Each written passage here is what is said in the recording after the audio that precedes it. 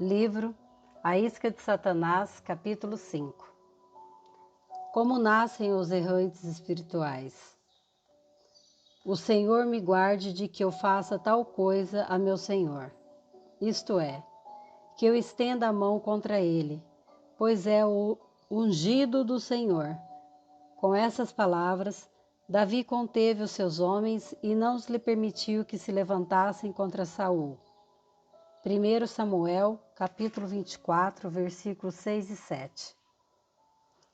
No capítulo anterior, vimos como Davi foi maltratado pelo homem que ele esperava ter como um pai. Davi continuou tentando entender o que havia feito de errado, o que ele havia feito para voltar o coração de Saul contra ele, e como poderia recuperá-lo. Ele provou a sua lealdade, poupando a vida de Saul, embora ele buscasse agressivamente tirar a sua. Ele clamou a Saul com sua cabeça voltada para o chão, dizendo: Vê que não há em mim nem mal nem rebeldia, e não pequei contra ti. Quando Davi viu que havia demonstrado sua lealdade ao seu líder, sua mente foi aplacada. Mais tarde, ele soube de notícias ainda mais devastadoras. Saul ainda queria destruí-lo, mas Davi se recusou a levantar a mão contra alguém que procurava tirar a sua vida. Embora Deus tivesse colocado o exército para dormir e tivesse lhe dado um companheiro que implorava pela permissão de matar Saul. Davi, de algum modo, sentia que aquele exército adormecido servia a um propósito: testar o seu coração. Deus queria ver se Davi mataria para estabelecer o seu reino, de acordo com o estilo de Saul, ou se ele permitiria que o Senhor estabelecesse o seu trono em justiça para sempre. Não vos vingueis a vós mesmos, amados, mas dai lugar à ira, porque está escrito: a mim me pertence a vingança. Eu é que retribuirei, diz o Senhor.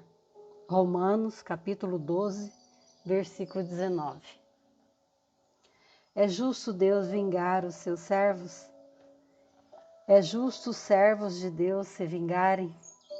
Saul foi um homem que se vingava. Ele perseguiu Davi, um homem honrado, durante 14 anos e assassinou os sacerdotes e suas famílias. Quando Davi observou Saul dormindo, ele passou por um teste importante.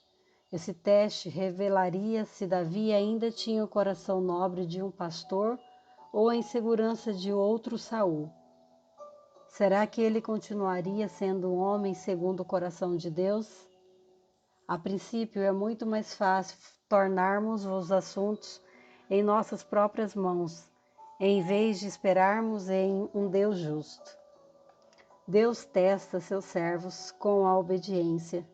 Ele nos coloca deliberadamente em situações onde os padrões da religião e da sociedade parecem justificar as nossas atitudes. Ele permite que outros, principalmente aqueles que estão próximos a nós, nos incentive a nos protegermos. Podemos até pensar que seria uma atitude nobre se nos vingássemos e que isto protegeria outros. Mas este não é o jeito de Deus. Este é o jeito da sabedoria do mundo. Ela é terrena e carnal. Quando penso na oportunidade que tive de expor o líder que estava acima de mim, lembro-me de ter lutado com o pensamento de que ele poderia ferir outros se não tivesse suas atitudes expostas. Eu ficava pensando: só estarei relatando a verdade. Se eu não fizer isso, como isto acabará? Eu era incentivado por outros a expor o comportamento daquele homem. Hoje, porém, sei que Deus me deu aquela informação por uma razão, para me testar. Eu iria me tornar como o homem que procurava destruir-me. ou permitiria o juízo ou a misericórdia de Deus caso o homem se arrependesse? Como Deus pode usar líderes corruptos? Muitas pessoas perguntam: por que Deus coloca pessoas sob a autoridade de líderes que cometem erros graves e até de líderes maus? Veja a infância de Samuel.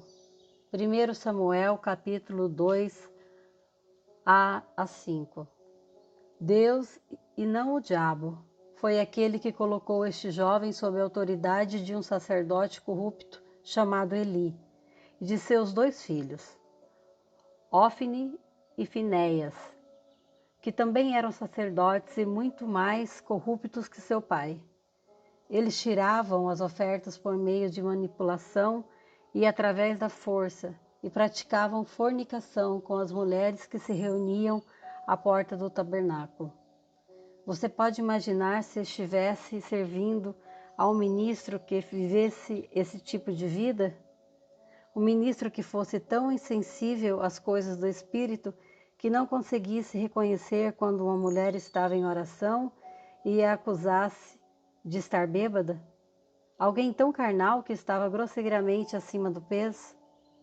Alguém que fazia tantas concessões com o pecado a ponto de não fazer nada a respeito de seus filhos? A quem havia indicado como líderes que estavam praticando fornicação dentro da igreja? A maioria dos cristãos de hoje se ofenderia e procuraria outra igreja, contando aos outros ao saírem sobre o estilo de vida imoral do seu antigo pastor e de seus líderes. Em meio a tanta corrupção, fico encantado com o relato do que o jovem Samuel fazia. O jovem Samuel servia ao Senhor perante Eli. 1 Samuel, capítulo 3, versículo 1. Mas a corrupção teve o seu efeito adverso. Naqueles dias, a palavra do Senhor era muito rara. As visões não eram frequentes. 1 Samuel 3:1. Deus parecia distante de toda a comunidade hebraica. A lâmpada de Deus estava para se apagar no templo do Senhor. Mas Samuel foi procurar outro lugar para adorar? Ele foi procurar os anciões para expor a maldade de Eli e de seus filhos? Ele formou um comitê para colocar Eli e seus filhos para fora do pastorado? Não. Ele ministrava ao Senhor. Deus havia colocado Samuel ali e ele não era responsável pelo comportamento de Eli ou de seus filhos. Ele havia sido colocado sob a autoridade deles, não para julgá-los, mas para servi-los. Ele sabia que Eli era servo de Deus e não dele. Ele sabia que Deus era totalmente capaz de tratar com os seus. Os filhos não corrigem os pais, mas é dever dos pais treinar e corrigir os filhos. Devemos lidar com aqueles que Deus nos deu para treinar e confrontá-los. Devemos incentivar e exortar aqueles que estão no nosso nível como irmãos e irmãs. Mas neste capítulo, assim como no anterior, estou tratando da nossa reação àqueles que se encontram em posição de autoridade sobre nós.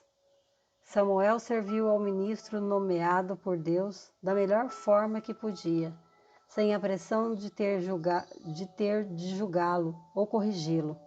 A única vez que Samuel disse palavra de correção foi quando Eli procurou por Samuel e lhe perguntou qual profecia que Deus havia lhe dado na noite anterior. Mas, mesmo naquela ocasião, não foi uma palavra de correção vinda de Samuel, mas de Deus. Se mais pessoas se apropriassem desta verdade, as nossas igrejas seriam diferentes. Igrejas não são lanchonetes. Hoje em dia, os homens e mulheres abandonam as igrejas imediatamente quando veem algo de errado com a liderança. Talvez seja a forma como o pastor tira ofertas, talvez seja a maneira como o dinheiro é gasto. Se não gostam do que o pastor prega, eles vão embora. Ou ele não é acessível ou é íntimo demais. A lista é interminável. Em vez de enfrentarem as dificuldades e manterem a esperança, eles fogem para onde parecem não haver conflitos. Vamos encarar a verdade. Jesus é o único pastor perfeito. Então, por que fugimos das dificuldades da igreja em vez de enfrentá-las e superá-las? Quando não atacamos esses conflitos de frente, em geral saímos ofendidos. Às vezes dizemos que o nosso ministério profético não foi bem recebido. Então vamos de igreja em igreja procurando um lugar que tenha uma liderança impecável. Desde os últimos 14 anos até o dia de hoje, em que escrevo este livro, fui membro de apenas 2 igrejas em 2 estados diferentes. Tive mais de 2 oportunidades, na verdade tive diversas, de me sentir ofendido com a liderança que estava acima de mim. A maioria das quais, devo acrescentar, foram causadas por minha própria culpa ou imaturidade. Tive a chance de me tornar crítico e julgador para com a liderança, mas ir embora não era a solução. Em meio a uma situação muito difícil, um dia o Senhor falou comigo através de um versículo das Escrituras e disse: "É assim que desejo que você saia de uma igreja. Saireis com alegria e em paz sereis guiados."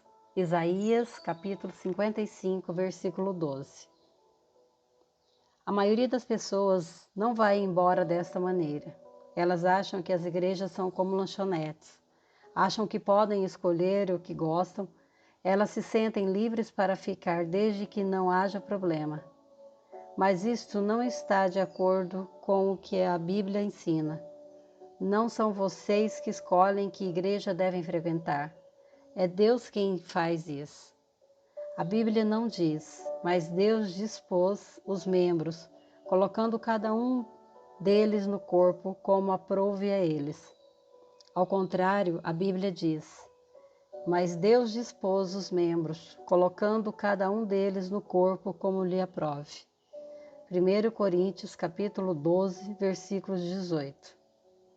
Lembre-se que se você está no lugar onde Deus quer que você esteja, o diabo tentará ofendê-lo, para fazer com que você saia. Ele quer derraigar os homens e mulheres do lugar onde Deus os plantou. Se ele puder fazer com que você saia, então ele teve êxito. Se você não se mover, mesmo em meio a grandes conflitos, estragará os planos dele. Perigoso engano. Estive em uma igreja por vários anos. O pastor era um dos melhores pregadores dos Estados Unidos. Quando comecei a frequentar aquela igreja, eu me sentava com a boca aberta, impressionado com o ensino bíblico que saía de sua boca. Com o passar do tempo, por causa da minha posição, servindo ao pastor, passei a estar próximo o bastante para ver as suas falhas. Eu questionava algumas de suas decisões ministeriais. Passei a criticá-lo e a julgá-lo, e a ofensa se instalou.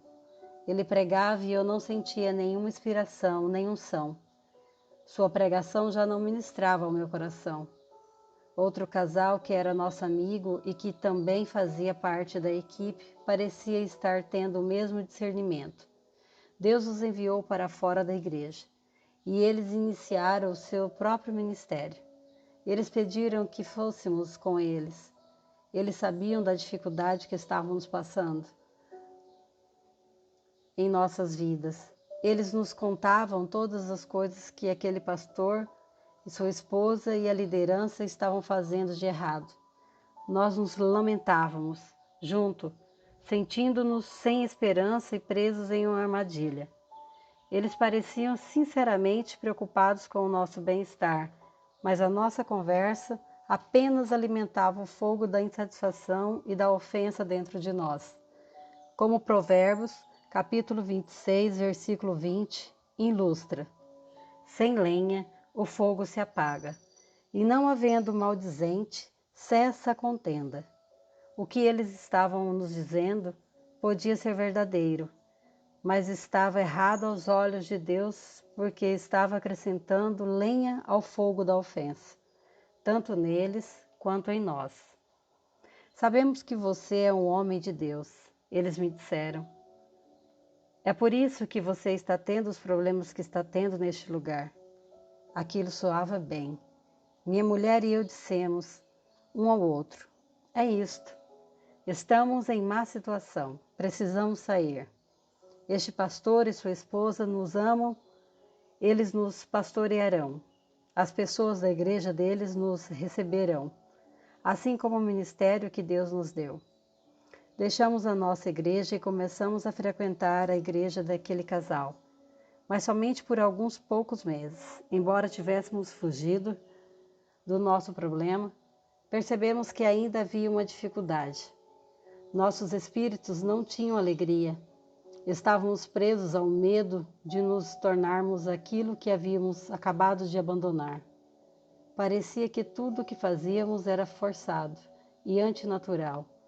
Não conseguíamos nos encaixar no fluir do Espírito. Agora, até o nosso relacionamento com o novo pastor e sua esposa estava estremecido. Finalmente, entendemos que devíamos voltar à nossa igreja. Quando fizemos isso, imediatamente soubemos que estávamos de volta à vontade de Deus, embora tivesse parecido que seríamos mais aceitos e amados em outro lugar. Então Deus me chocou quando disse: John, eu nunca lhe disse para deixar esta igreja. Você a deixou por estar ofendido. Não foi culpa do outro pastor nem de sua esposa, mas nós. Eles entenderam a nossa frustração e estavam tentando solucionar os mesmos problemas no coração deles também.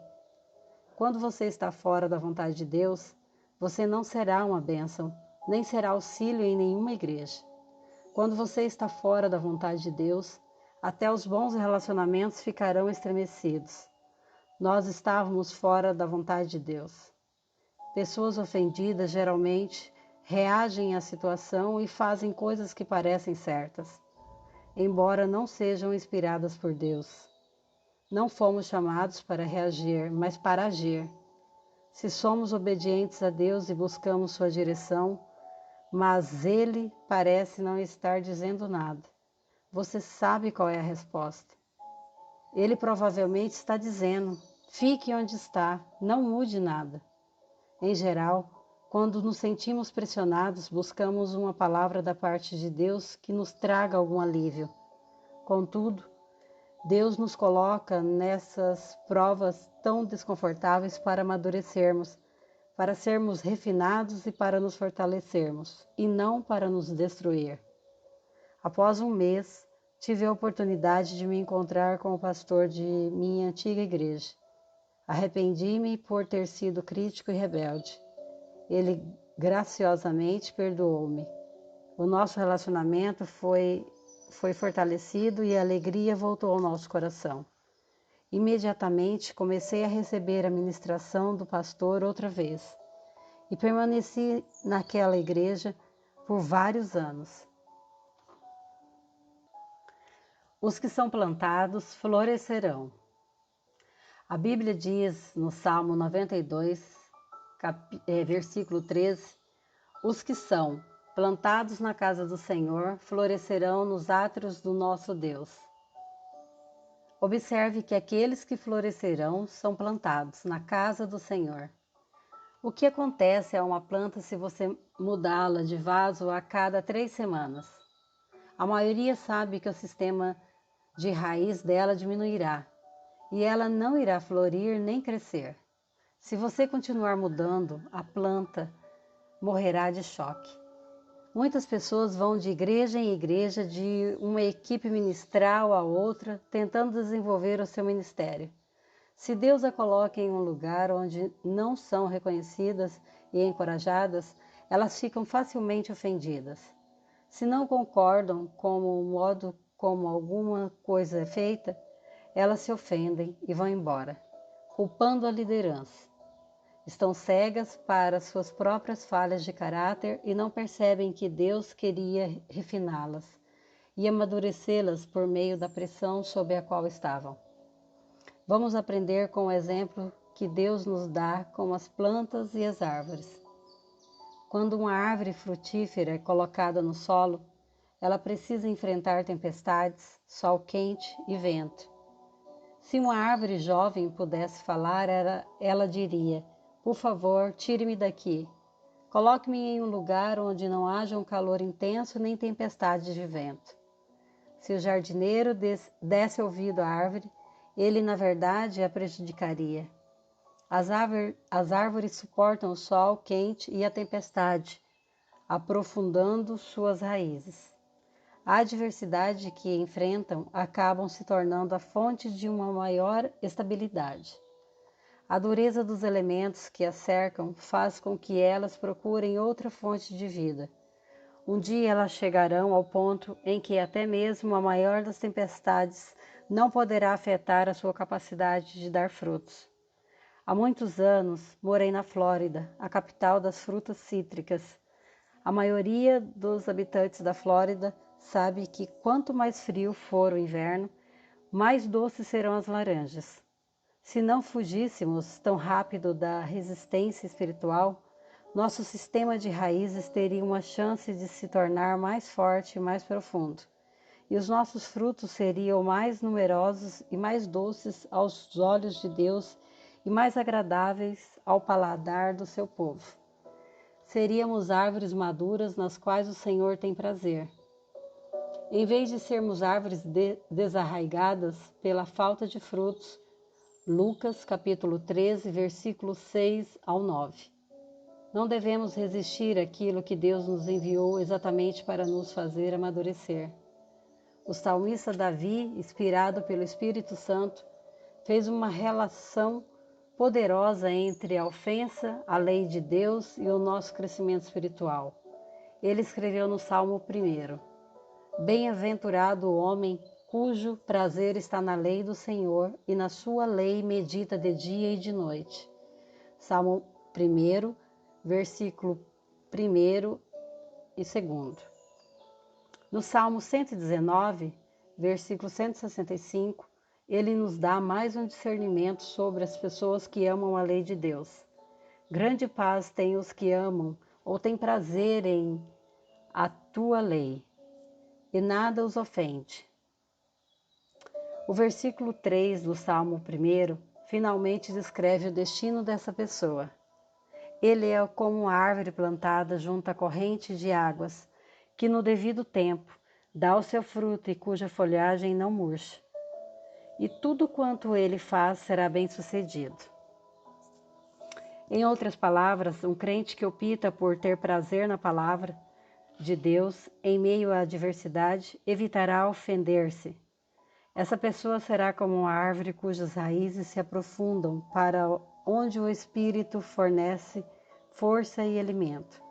Ela o extrairá do poço de Deus, cavado nas profundezas do seu espírito. Isto fará com que amadureça até o ponto em que a adversidade será o catalisador para a geração de frutos. Aleluia! Agora chegamos ao discernimento da interpretação de Jesus para a parábola do semeador. Assim também ocorre com a que foi semeada em solo pedregoso. São as pessoas que, ao ouvirem a palavra, logo a recebem com alegria. Entretanto, visto que não têm raízes em si mesmas, são de pouca perseverança.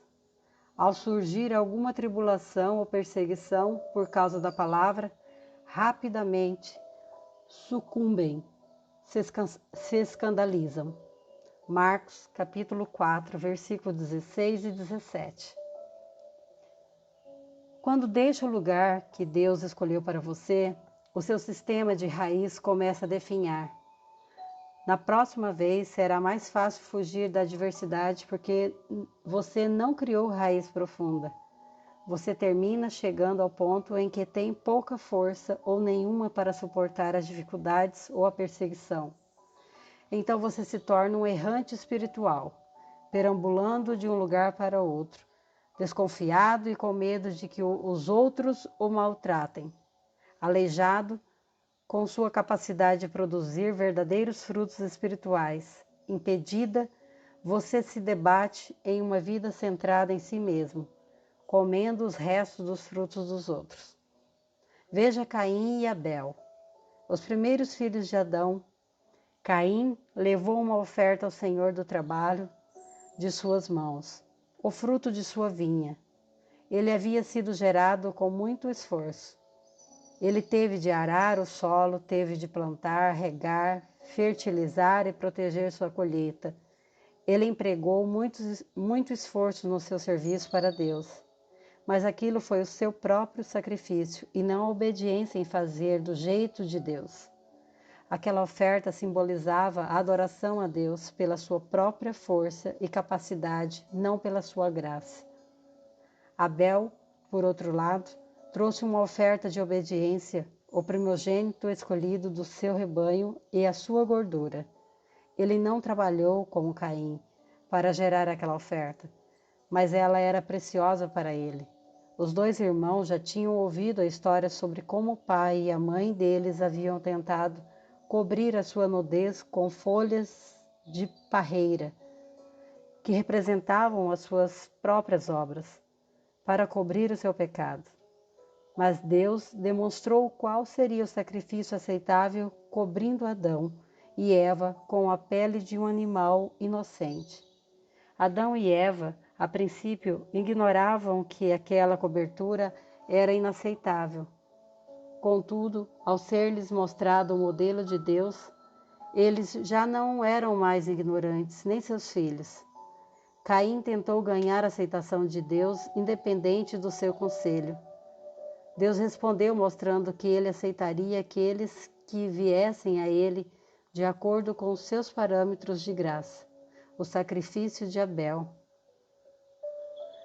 e que rejeitaria os que tentassem fazê-lo sobre o domínio do conhecimento do bem e do mal, as obras religiosas de Caim. Então, ele instruiu Caim, dizendo-lhe que se ele fizesse o que era bom, ele seria aceito, mas que se ele não escolhesse a vida, então o pecado dominaria. Caim ficou ofendido com o Senhor. Em vez de se arrepender e fazer o que era certo, permitindo que esta situação fortalecesse o seu caráter, ele descarregou em Abel a sua ira e a sua ofensa contra Deus. Caim assassinou Abel. Deus diz a Caim: Eis agora, pois, maldito por sobre a terra, cuja boca se abriu para receber de tuas mãos o sangue do teu irmão. Quando lavrares o solo, não te dará ele a sua força. Serás fugitivo e errante pela terra. Gênesis capítulo 4, versículo 11 e 12. O que Caim mais temia? Ser rejeitado por Deus. Ele trouxe como julgamento sobre si mesmo. Exatamente o meio através do qual ele tentou obter a aprovação de Deus, agora estava amaldiçoado por sua própria mão. O solo já não lhe daria mais a sua força. Os frutos só brotariam com muito esforço. Os cristãos ofendidos também eliminam sua capacidade de dar frutos. Jesus comparou o coração ao solo na parábola do semeador. Assim como os campos de Caim eram estéreis, o solo de um coração ofendido é estéril, envenenado pela amargura. As pessoas ofendidas ainda podem ter experiências milagrosas, palavras de conhecimento, pregações fortes e cura em suas vidas. Mas esses são dons do Espírito e não frutos. Seremos julgados de acordo com os nossos frutos e não de acordo com os nossos dons. O dom é algo que nos é dado, o fruto é cultivado. Observe que Deus disse que Caim se tornaria um fugitivo e errante, em consequência de seus atos. Existem inúmeros fugitivos e errantes espirituais em nossas igrejas atualmente. Seus dons de canto, pregação, profecia e daí por diante não são recebidos pela liderança da sua igreja anterior, e assim lá vão eles em busca de outro lugar. Correm sem rumo e carregam consigo uma ofensa, procurando aquela igreja perfeita que receberá seus dons e curará suas feridas. Eles se sentem esgotados e perseguidos, sentem-se como se fossem Jeremias dos dias atuais. Trata-se de só eles e Deus, com todos os outros contra eles. Tornam-se pessoas impossíveis de receber ensinamento, passam a ter o que chamo de complexo de perseguição. Todos estão contra mim. Eles se consolam dizendo que são um santo ou um profeta de Deus que é vítima de perseguição. Desconfiam de todos. Foi exatamente isso que aconteceu com Caim. Veja o que ele diz: serei fugitivo e errante pela terra. Quem comigo se encontrar me matará. Gênesis capítulo 4, versículo 14. Veja que Caim tinha complexo de perseguição. Todos estavam contra ele.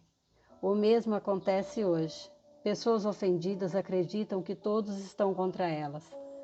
Com essas atitudes, é difícil verem as áreas em suas vidas que precisam de mudança. Elas se isolam e reagem de uma maneira que é um convite ao abuso. O solitário busca o seu próprio interesse e insurge-se contra a verdadeira sabedoria. Provérbio 18, versículo 1. Deus nos criou para vivermos separados e independentes uns dos outros. Ele gosta quando seus irmãos cuidam e sustentam uns aos outros. Ele fica frustrado quando ficamos de mau humor e sentimos pena de nós mesmos. Achamos que todos os outros são responsáveis pela nossa felicidade. Ele quer que sejamos membros ativos da família. Ele quer que extraímos a nossa vida dele. Uma pessoa isolada procura satisfazer somente os seus próprios desejos e não a vontade de Deus. Ela não recebe conselho e se coloca em uma situação propícia ao engano. Não estou falando de ocasiões em que Deus separa alguns indivíduos para equipá-los e para restaurá-los. Estou falando daqueles que se colocaram em uma prisão. Eles perambulam de igreja em igreja, de relacionamento em relacionamento, e se isolam no seu próprio mundo. Acham que todos que não concordam com eles estão errados e contra eles. Por isso se protegem no isolamento e se sentem seguros no ambiente controlado que preparam para si mesmos. Não precisam mais confrontar as suas próprias falhas de caráter.